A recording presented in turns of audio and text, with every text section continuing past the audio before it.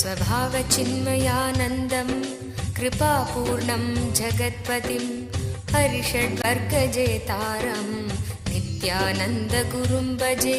स्वभावचिन्मयानन्दं कृपापूर्णं जगत्पतिं हरिषड्वर्गजेतारं नित्यानन्दगुरुं भजे। स्वभावचिन्मयानन्दं कृपापूर्णं।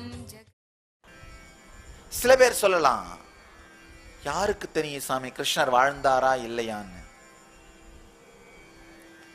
அப்கோர்ஸ் இன்னைக்கு ஆயிரக்கணக்கான வரலாற்று சான்றுகள் துவாரகையின் இருப்பிடத்தை, கடலுக்கடியிலே இருக்கும் துவாரகையை சேட்டலைட் புகைப்படங்கள் மூலமாக ஆயிரக்கணக்கான சான்றுகள் நிரூபித்து விட்டன. கிருஷ்ணன் இருந்தார் என்பதில் எந்த விதமான சந்தேகமும் இல்லை.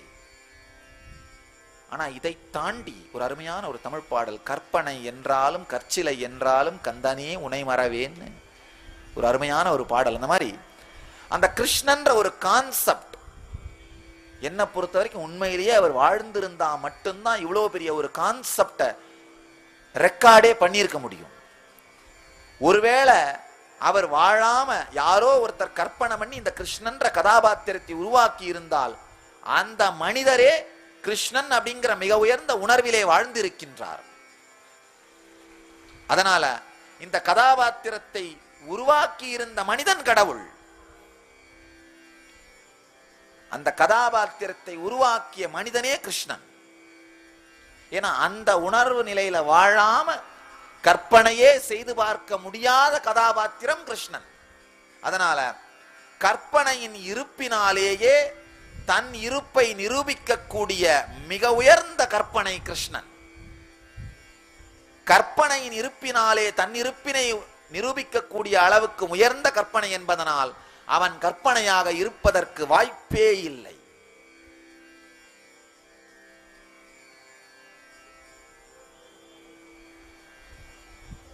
கிருஷ்ணனை போல உலக சமூகத்தை, உலக மனித சமூகத்தை தாக்கிய, தாக்கத்தை உருவாக்கிய இன்னொரு மனிதரை கண்டுபிடிப்பது சாத்தியமே இல்லை. பூமியின் மீது இறங்கிய மிக உயர்ந்த உச்ச உணர்வு நிலையின் வெளிப்பாடு கிருஷ்ணன். இந்த உடல் மூலமாக ஜீவன் முக்தியின் என்னென்ன பரிமாணங்கள் எல்லாம் வெளிப்பட முடியுமோ, மனித உடல் மூலமாக என்னென்ன விதத்திலெல்லாம் சக்தியும் புத்தியும் யுக்தியும் பக்தியும் முக்தியும் வெளிப்பட முடியுமோ அந்த எல்லா பரிமாணங்களும் உச்ச நிலையில் வெளிப்பட்ட உடல் கிருஷ்ணன்.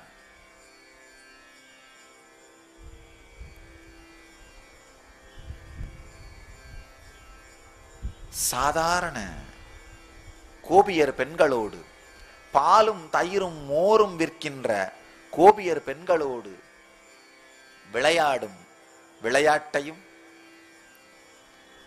அரசர்களையே உருவாக்குகின்ற கிங் மேக்கரா இருக்கிற சாதுரிய திறனையும் பாரதியார் தன்னுடைய பாடல்களிலே பக்தியில் கரைகின்றார்.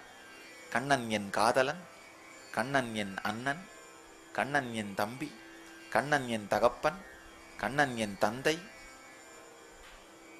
பல்வேறு பரிமாணங்களிலே கண்ணனை நோக்கி கரைகின்றார். ஆனால் அது எல்லாவற்றையும் படித்தால் கூட சர்க்கரை மலையை உண்ட ஒரு எறும்பின் ஒரு குரல்தான் அந்த பாடல்கள்.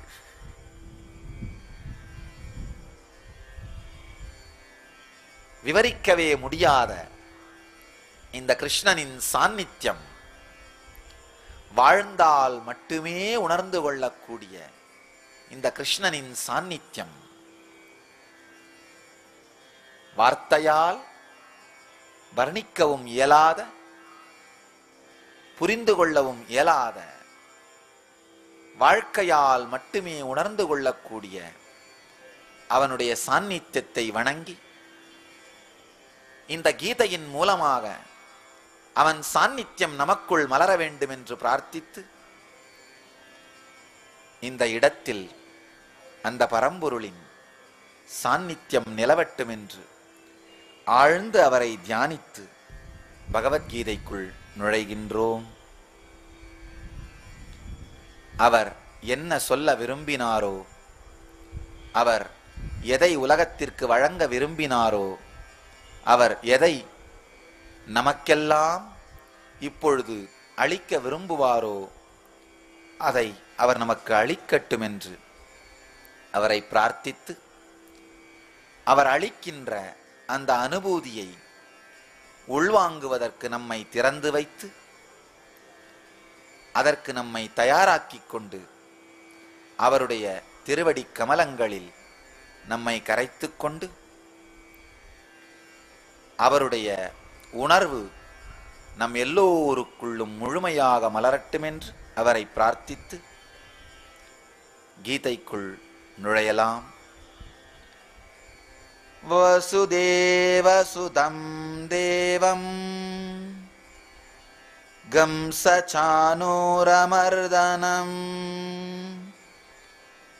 தேவகீ பரமானந்தம் கிருஷ்ணம் வந்தே ஜகத்குரும்.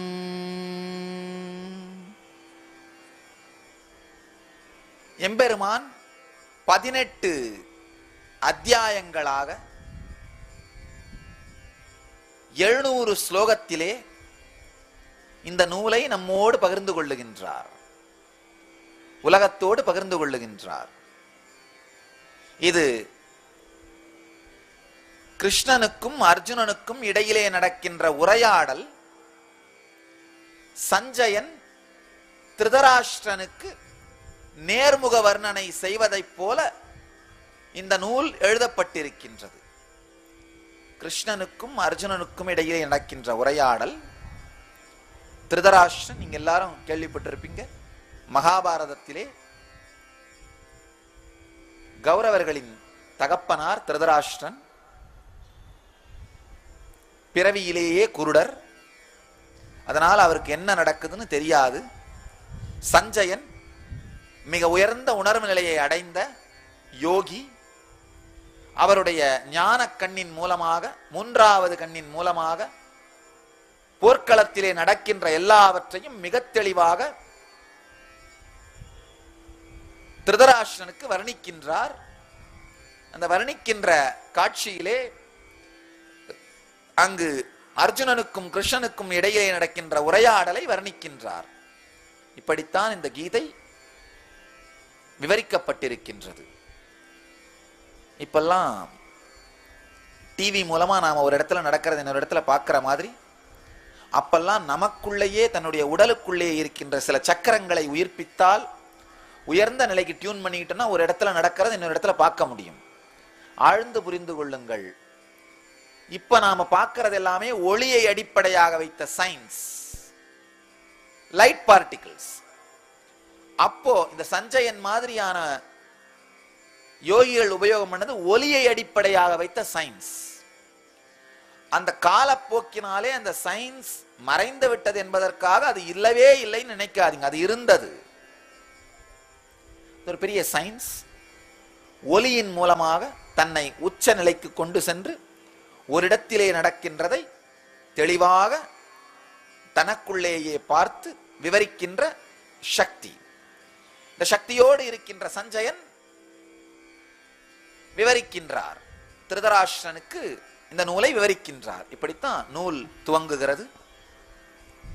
நூலுடைய முதல் ஸ்லோகத்திற்குள் நுழையலாம். अर्जुन उवाच दृष्ट्वेमं स्वजनं कृष्ण युयुत्सुं समुपस्थितं सीदन्ति मम गात्राणि मुखं च परिशुष्यति वेपथुश्च शरीरे मे रोमहर्षश्च जायते गाण्डीवं स्रंसते हस्तात् त्वक्षैव परिदह्यते न च शक्नोम्यवस्थातुं भ्रुमतीव च मे मनः निमित्तानि च पश्यामि विपरीतानि केशव न च श्रेयोऽनुपश्यामि हत्वा स्वजनमाहवे.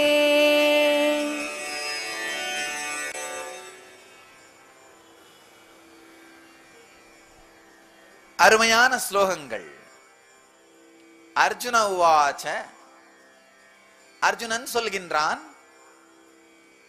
அர்ஜுன உவாச்ச திருஷ்ட்வேமம் ஸ்வஜனம் கிருஷ்ண யுயுத்சும் சமுபஸ்திதம் சீதந்தி மம காத்ராணி முகஞ்ச பரிசுஷ்யதி.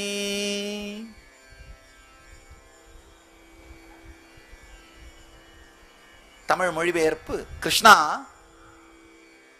போர் புரிய ஆவலுடன் நிற்கின்ற என் உறவினர் கூட்டத்தை பார்த்து என் கைகள் சோர்வடைகின்றன, வாய் உலர்கின்றது. அர்ஜுனன் தன்னுடைய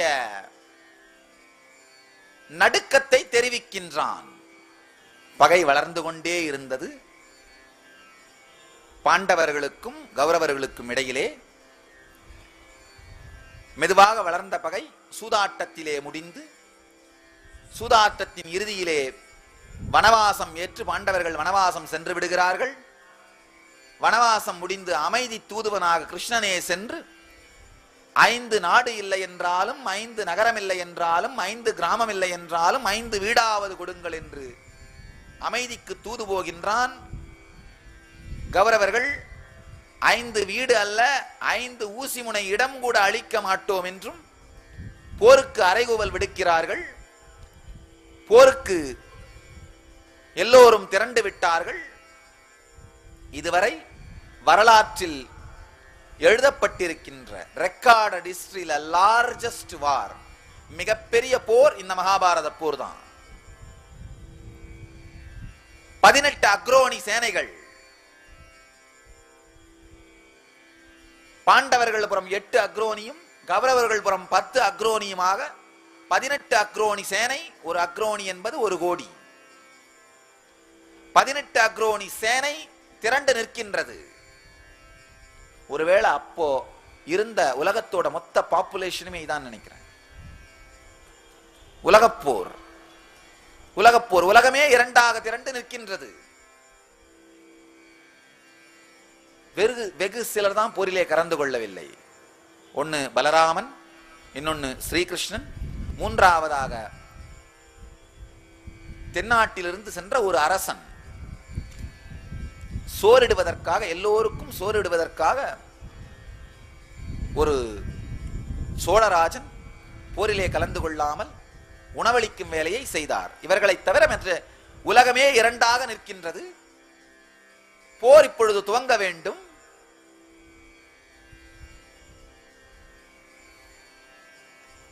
இந்த நேரத்திலே போருடைய கதாநாயகன் அர்ஜுனன் மிகப்பெரிய மனக்குழப்பத்திற்கு ஆளாகின்றான், மனச்சோர்விற்கு ஆளாகின்றான். வெண்ணெய் திரண்டு வரும் பொழுது தாழி உடையற மாதிரி எல்லோரும் நிற்கின்றார்கள். முன்னும் பின்னுமாக அர்ஜுனன் மிகப்பெரிய மனக்குழப்பத்திற்கு ஆளாகின்றான். தன்னுடைய குழப்பத்தை அர்ஜுனன் விளக்குகின்றான். திருஷ்ட்வேமம் ஸ்வஜனம் கிருஷ்ண யுயுத்சும் சமிபஸ்திதம் சீதந்தி மமகாத்ராணி முகஞ்ச பரிசுஷ்யதி. கிருஷ்ணா, போர் புரிய ஆவலுடன் நிற்கின்ற என் உறவினர் கூட்டத்தை பார்த்து என் கைகள் சோர்வடைகின்றன, வாய் உலர்கின்றது. தன்னுடைய மன உளைச்சலை அர்ஜுனன் வர்ணிக்கின்றான். அதாவது பேனிக் அட்டாக் வந்தா, டிப்ரெஷன் அட்டாக் வந்தா என்னென்ன சிம்டம் உண்டுன்னு இன்னைக்கு மாடர்ன் டே சயின்ஸ் டிஸ்கிரைப் பண்ணுதோ அதை அப்படியே டிஸ்கிரைப் பண்றார்.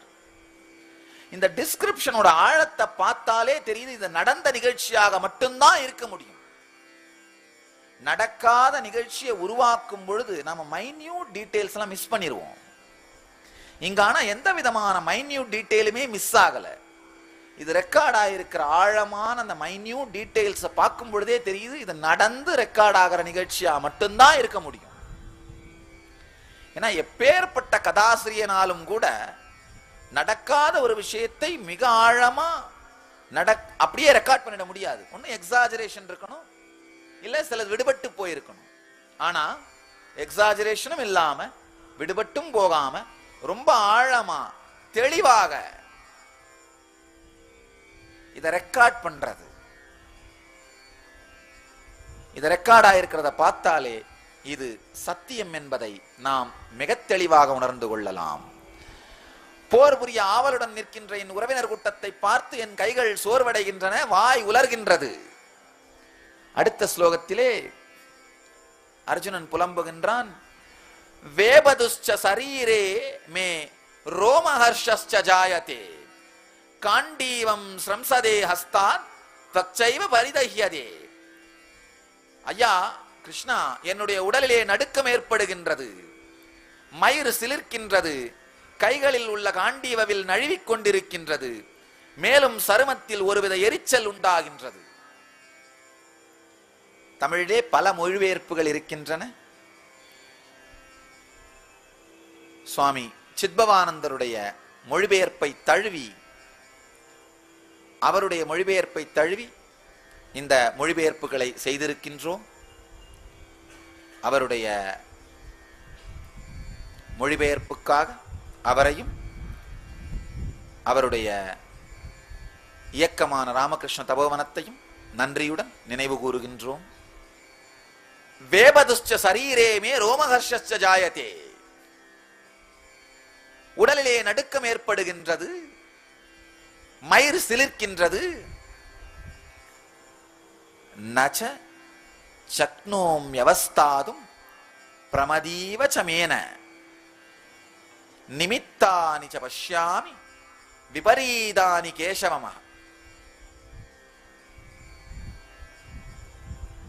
விபரீதானி கேசவம. அர்ஜுனன் புலம்புகின்றான், என்னுடைய மனம் குழப்பமடைகின்றது, நிற்பதற்கு கூட என்னால் முடியவில்லை. கேசவா, கெடுதல்களை கொடுக்கக்கூடிய சகுனங்களை நான் பார்க்கின்றேன். தன்னுடைய டிப்ரெஷனை அர்ஜுனன் வெளிப்படுத்துகிறான். ஆழ்ந்து புரிந்து கொள்ளுங்கள், கிருஷ்ணன் தான் இங்க எல்லாவற்றிற்கும் ஆதி மூலம். எல்லாவற்றையும் உருவாக்கி போருக்கு எல்லாரையும் சரி செய்து தயார் செய்து சங்கை ஊதி விடுகின்றான். போர் சங்கு முழங்கி விடுகின்றது. எதிரிகள் இருவரும் இரண்டு படையும் நிற்கின்றது. அந்த இடத்திலே அர்ஜுனன் நடுநடுங்கி போயிருக்கின்றான். மன உளைச்சல், மன அழுத்தம்.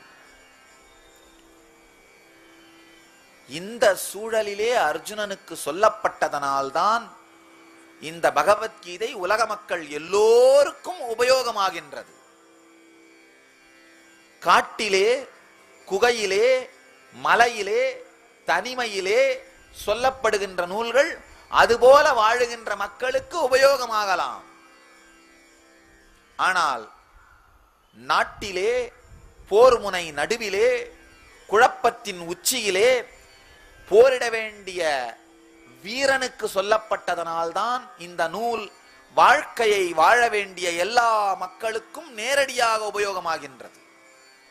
ஆழ்ந்து புரிஞ்சுங்க, இந்த நூல் யாரோ ஒரு சன்னியாசிக்கு சொல்லப்படவில்லை. காட்டிலே இருக்கின்ற மனிதனுக்கு சொல்லப்படவில்லை. வாழ்க்கையை ஒதுக்கிய புறந்தள்ளிய மனிதர்களுக்கு சொல்லப்படவில்லை. வாழ்க்கையை வாழ வேண்டிய அரசனுக்கு, வீரனுக்கு சொல்லப்படுகின்றது. டிப்ரெஷனோட எல்லா கேரக்டரிஸ்டிக்ஸையும் இங்க அர்ஜுனன் சொல்லுகின்றான். கைகள் சோர்வடைகின்றது, வாய் உலறுகின்றது, உடலில் நடுக்கம் ஏற்படுகின்றது, மயிர் சிலிர்க்கின்றது, கைகளில் உள்ள காண்டீவம் நழுவுகின்றது, வில் காண்டீவம் நழுவுகின்றது, சருமத்திலே ஒருவித எரிச்சல் உருவாகின்றது, மனம் குழப்பமடைகின்றது, நிற்பதற்கு கூட என்னால் முடியவில்லை கேசவா, கெடுதல்களை கொடுக்கக்கூடிய சகுனங்களை பார்க்கின்றேன் அப்படின்னு புலம்புறார். உண்மையில இந்த சூழ்நிலைக்கு கிருஷ்ணன் என்ன விடை கொடுக்கின்றாரோ, உபதேசம் கொடுக்கின்றாரோ அது உலகத்திற்கே பொருந்தும். ஏன்னா உலகத்தில் இருக்கிற பெரும்பாலான மக்கள் இந்த சூழ்நிலையில் தான் இருக்கார்கள். ஆழ்ந்து புரிந்து கொள்ளுங்கள். டிப்ரெஷன், மன அழுத்தம், மன உளைச்சல், துக்கம் அப்படிங்கிறது வாழ்க்கையிலே எல்லோருக்கும் வருவது.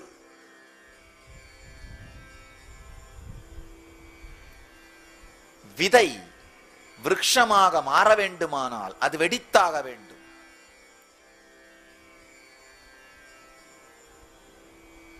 விதை வெடிக்கின்ற தருணம் தான் டிப்ரெஷன். சரியா அதுக்கு தேவையான நீரும் உரமும் கிடைக்காவிட்டால் மரணமடையும், தவறான திசையில் சென்றுவிடும். சரியான நீரும் உரமும் கிடைத்தால் அதே விதை விருட்சமாக, மரமாக மாறிவிடும்.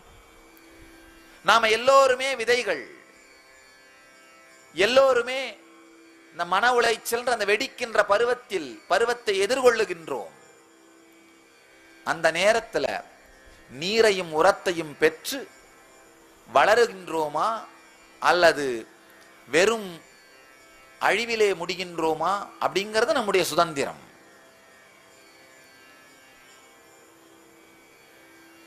யூசுவலா மனிதனுக்கு டிப்ரெஷன் வரும் பொழுது 3 பாதை இருக்கு. ஒன்னு சூசைட். நம்ம எல்லாரும் தெரிஞ்சுக்கணும், உலகத்திலேயே அதிக நபர்கள் சூசைட் பண்ணிக்கிறது தென்னிந்தியாவில தான்.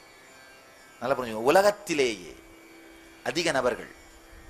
நான் சொல்றது எல்லாமே ஸ்டாட்டிஸ்டிக்ஸ், கிளீனான ஸ்டாட்டிஸ்டிக்ஸோட தான் சாமி சொல்றேன்.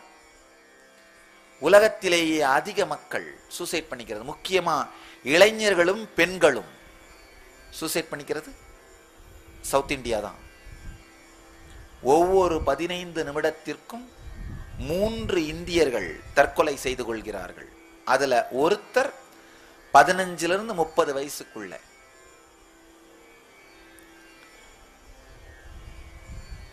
இன்னும் பல ஷாக்கிங் ரெக்கார்ட்ஸ் சூசைட்ஸை பத்தி. சவுத் இந்தியா தான் சூசைடோட வேர்ல்ட் கேபிட்டல். எனக்கு ரொம்ப ஆச்சரியமா இருக்கு. மிகவும் அதிகமாக மக்கள் படித்த இடமாக இருக்கிற கேரளா தான் அதிக அளவு சூசைட்லயும் இருக்கு. சூசைடு ஒரு பாதை. சூசைட்ல 2 விதம் இருக்கு. ஒன்னு உடனே தன் வாழ்க்கையை முடிச்சுக்கிற விதம், விஷமோ அல்லது தூக்கோ அல்லது ஏதோ ஒரு விதத்துல, அது ஒரு விதம். இன்னொன்னு உடனே முடிச்சுக்கிற அளவுக்கு தைரியம் இல்லாம ஒரு நடைபெணமா வாழ்ந்துட்டு இருக்கிறது, அதுவும் ஒரு விதமான சூசைட் தான். நடைபெணமா வாழ்க்கையை வாழ்ந்துட்டு இருக்கிறது என்ன, உடனே சாக தைரியம் இல்லாததுனால தானா மரணம் வர்ற வரைக்கும் இழுத்துட்டு இருக்கிறது.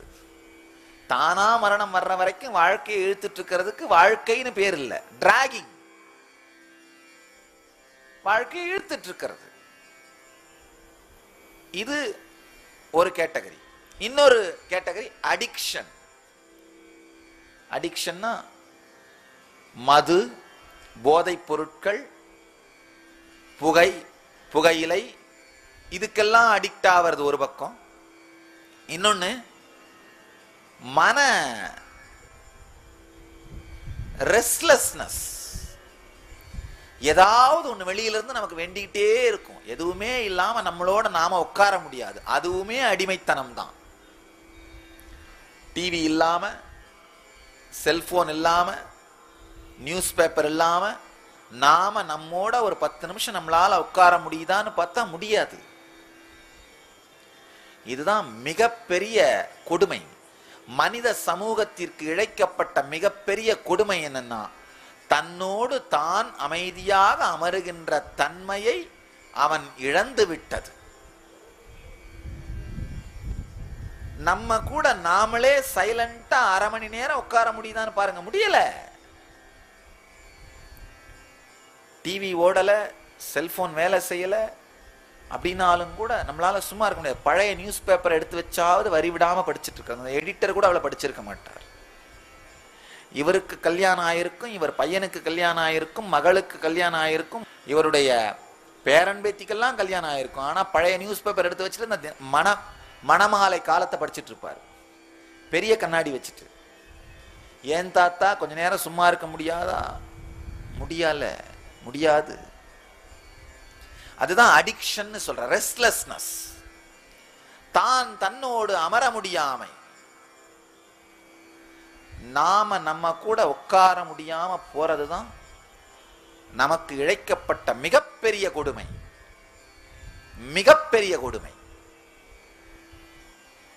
நாம நம்மோட உட்கார முடியலைன்னாலே நம்முடைய வாழ்க்கையின் போக்கை திரும்பி பார்க்கின்ற தன்மையை இழந்து விடுகிறோம். ரீதிங்க் பண்றது, ரீலுக் பண்றது, திரும்ப உள்நோக்கி பார்க்கிறது, இது எதுவுமே நம்ம வாழ்க்கையோட பாகமா இல்லாம போயிருது. அதுதான் பெரிய கொடுமை. மனித இனத்திற்கு இப்பொழுது இருக்கின்ற மிகப்பெரிய பிரச்சனையான டிப்ரெஷன் சார்ந்த வியாதிகள், மன உளைச்சல் சார்ந்த வியாதிகள், மன அழுத்தம் சார்ந்த வியாதிகள், டெரரிசம் கூட, தீவிரவாதம் கூட மன அழுத்தமும் மன உளைச்சலும் சார்ந்த வியாதிகள் தான். நல்லா புரிஞ்சுக்கோங்க. தீவிரவாதம் கூட மன அழுத்தமும் மன உளைச்சலும் சார்ந்த வியாதி தான். அதுதான் மூன்றாவது பாதை.